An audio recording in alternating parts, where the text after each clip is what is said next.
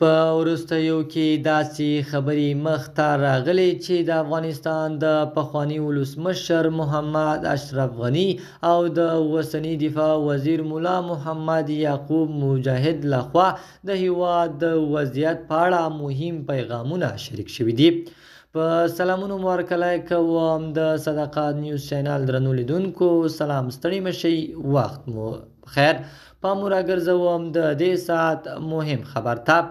په وروستیو کې داسې خبرې مخته راغلې چې د افغانستان د پخواني ولسمشر اشرف غني او د اوسني دفاع وزیر ملا محمد یعقوب مجاهد لخوا د هیواد د وضعیت په اړه مهم پیغامونه شریک شوي دي.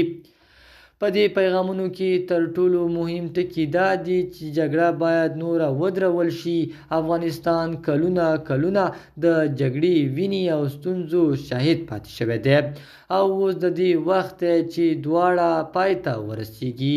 ویل شوي چې د جګړې پر ځای باید د سولې، تفاهم او پرمختګ لاره ونیول شي، ځکه چې افغانان نور د جګړې توان نه لري او نه غواړي چې راتلونکی نسل هم د همدې کړاوونو سره مخ شي.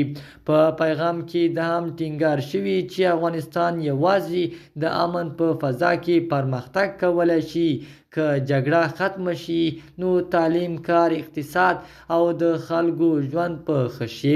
همدارنګه ویل شوي چې د یو بل ملاتړ ډیر مهم دی. که افغانان سره یو ځای شي، که اختلافات کم شي، نو هیواد کولی شي د پرمختګ نوې دروازې پرانیزي. دا هم ویل شوي چې د نظام یا هر ډول ادارې مسؤلیت دا دی چې د خلکو لپاره اسانتیاوې برابرې کړي، نه دا چې ستونزې زیاتې کړي، ځکه چې ولس رضایت د هر حکومت اصل قوت دی.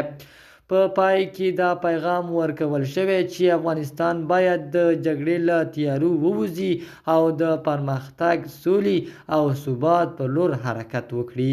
دا یوازې هغه وخت ممکن کیدی شي چې ټول افغانان ګډ کار وکړي. د صداقت نیوز چینل درنو لیدونکو، دا زموږ د دې ساعت چمتو شوی خبر. د نورو مهمو خبرونو لپاره در سره صداقت نیوز چینل په درنښت سره سبسکرایب کړئ. تر بیا ښې چارې، د الله په امان.